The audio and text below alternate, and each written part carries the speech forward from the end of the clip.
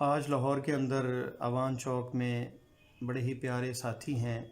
اور علامہ زبیر علی زئی رحمہ اللہ تعالی،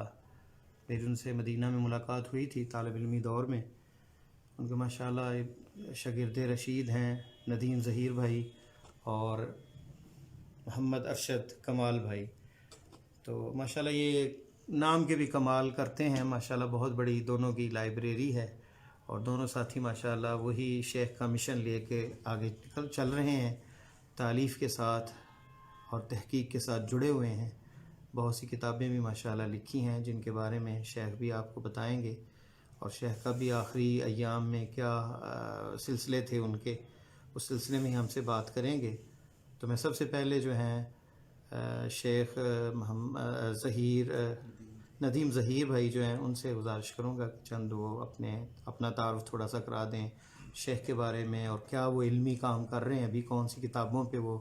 کام کر رہے ہیں۔ الحمد للہ رب العالمین والصلاة والسلام علی رسولہ الامین، اما بعد فاعوذ باللہ من الشیطان الرجیم، بسم اللہ الرحمن الرحیم۔ آج ہمارے لیے بڑی خوشی کی بات ہے کہ مولانا جمیل احمد اوان حفظہ اللہ ہمارے پاس تشریف لائے ہیں، اور ان کی خواہش پہ آپ احباب کے ساتھ ہم لائیو ہو گئے۔ اللہ رب العزت ان کی کاوشوں کو قبول و منظور فرمائے۔ ابھی چونکہ یہ جس نسبت سے ہمارے پاس آئے ہیں شیخ زبیر علی زئی رحمہ اللہ کے، کہ یہ ان سے بڑی محبت اور عقیدت رکھتے ہیں، اور ان کے ساتھ ان کی باقاعدہ مدینہ میں ملاقات بھی ہوئی، اور اب یہی چاہتے ہیں کہ ہم شیخ رحمہ اللہ کے بارے میں چند کلمات کہیں۔ ہم چونکہ شیخ رحمہ اللہ کے شاگرد ہیں اور ان سے براہ راست بہت زیادہ فیض حاصل کیا ہے، اللہ رب العزت ان کی قبر کو نور سے بھر دے، ان کے درجات اللہ بلند کرے، اللہ جنت الفردوس عطا کرے، کہ وہ بڑے زندہ دل انسان تھے، اور استاذ ایسے تھے کہ جیسے بھائیوں والا تعلق ہوتا ہے، دوستانہ تعلق ہوتا ہے، بڑی محبت کے ساتھ وہ اپنے طالب علم کو سکھاتے تھے، اور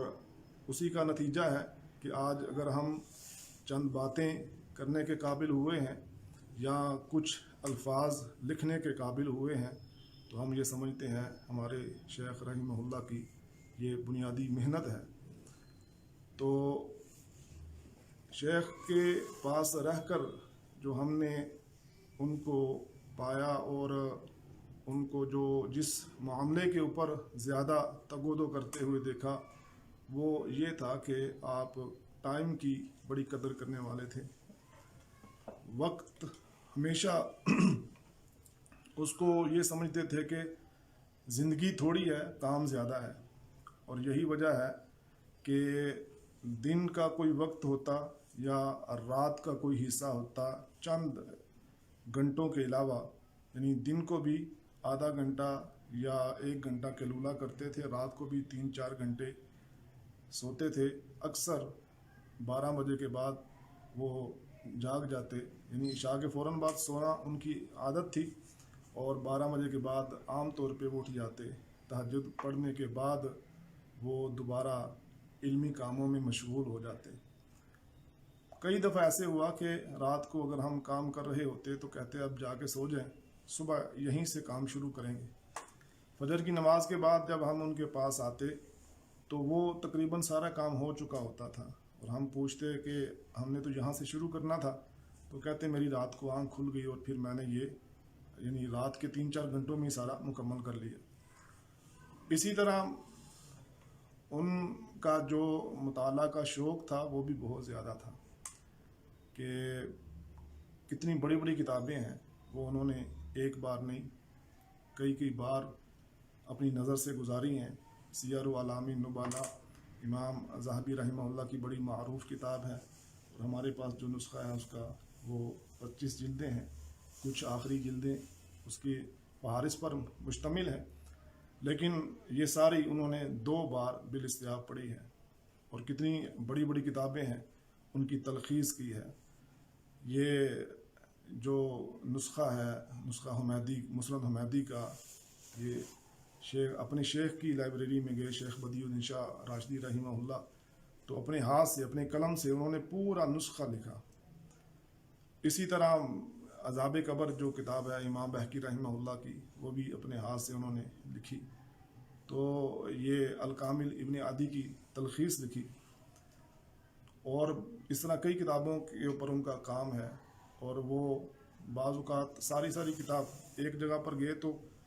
کتاب کی فوٹو اسٹیٹ کی مشین ان کو نہیں ملی، تو چند گھنٹوں میں وہ مختصر کتاب تھی، غالباً ابن ملقن کا کوئی ایک کتابچہ تھا اصول حدیث سے متعلق، وہ سارا ایک نشست کے اندر انہوں نے اپنے ہاتھ سے لکھ لیا، اور آج بھی وہ شیخ رحمہ اللہ کی لائبریری میں موجود ہے۔ تو یہ چند باتیں تھیں شیخ کے بارے میں۔ اگر اسی سلسلے میں ہمارے بھائی مزید کوئی سوال کرتے ہیں تو وہ اس کا بھی ہم جواب دیں گے۔ اور اسی طرح ہمارا جو محدث الاثر ہم نے شائع کیا ہے، اس میں تقریباً شیخ رحمہ اللہ کے بارے میں ساری باتیں آ چکی ہیں، بڑے بڑے علماء کے تاثرات آئے ہیں، اور ان کی خدمات سے متعلق بڑے بڑے علماء نے لکھا ہے۔ یعنی شیخ رحمہ اللہ ایک ایسی شخصیت تھے کہ علمی دنیا میں لوگ جتنے بڑے بڑے معتبر اس وقت نام ہیں،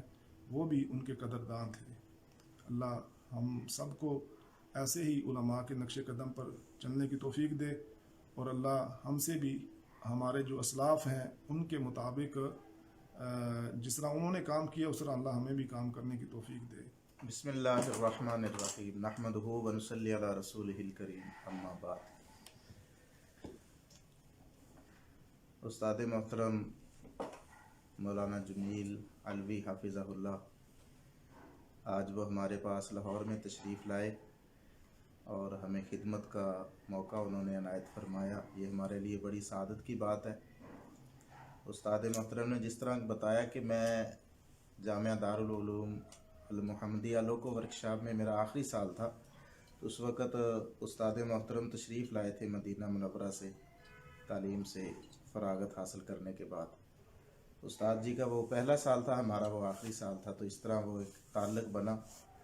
اللہ تعالیٰ اس تعلق کو قائم رکھے۔ تو شیخ زبیر علی زئی رحمہ اللہ، جن کا تذکرہ میرے بھائی حافظ ندیم ظہیر حافظہ اللہ کر رہے تھے، اور میں اپنے لیے یہ چیز بھی بڑی سعادت کی سمجھتا ہوں کہ اللہ رب العالمین نے مجھے شیخ زبیر رحمہ اللہ جیسی شخصیت سے استفادہ کرنے کا موقع دیا، اور اب ان کے بعد میرے بھائی حافظ ندیم ظہیر حافظہ اللہ رب العالمین ان کا سایہ ہم پر قائم رکھے، بلکہ میری تو دعا ہے کہ اللہ تعالیٰ میری عمر بھی ان کو عنایت کر دے۔ شیخ زبیر علی زئی رحمہ اللہ کا وہ ایسی شخصیت ہیں کہ کسی تعارف کی محتاج نہیں ہے، بلکہ جس وقت انہوں نے رسالہ شروع کیا، میں نے پڑھا، تو اس وقت اس چیز کا اندازہ ہو گیا تھا کہ یہ ان کا رسالہ اشاعت الحدیث جو ہے یہ ایک انقلاب برپا کر دے گا، خصوصاً نوجوان طبقے کے اندر۔ اور آج ہم یہ چیز دیکھ رہے ہیں۔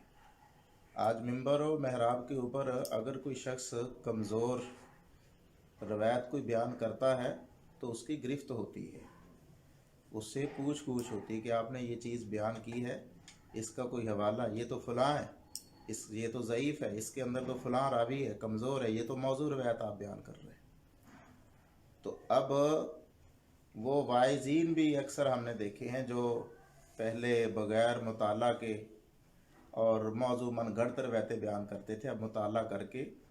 اور کوشش یہ کرتے ہیں کہ ہم جو ہے وہ صحیح روایات بیان کریں۔ تو گویا کہ برصغیر خصوصاً یہاں پر شیخ البانی رحمہ اللہ کے بعد شیخ البانی رحمہ اللہ کا جو کام تھا وہ علماء تک تھا، کیونکہ عربی میں کام تھا، اور عوام جو تھی وہ اس سے اتنی زیادہ مستفید نہیں تھی۔ لیکن شیخ زبیر رحمہ اللہ کا جو کام وہ اردو زبان میں ہوا۔ اور مجھے یاد ہے ایک دفعہ میں دورہ سندھ میں شیخ صاحب کے ساتھ تھا، تو ایک پروگرام کے بعد ایک عام سا آدمی دیہاتی آدمی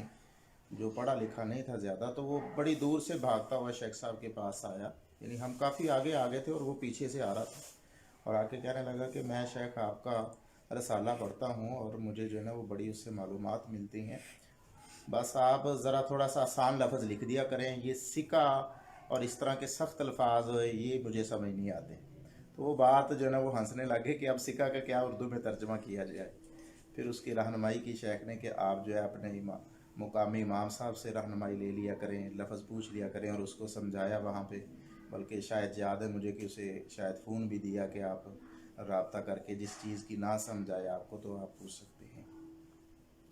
تو اب شیخ صاحب کا جو الحمدللہ میرے بھائی حافظ ندیم ظہیر حافظہ اللہ وہ شیخ صاحب کے کام کو آگے لے کے چل رہے ہیں، اور ان کا رسالہ اشاعت الحدیث الحمدللہ وہ دوبارہ جو ہے وہ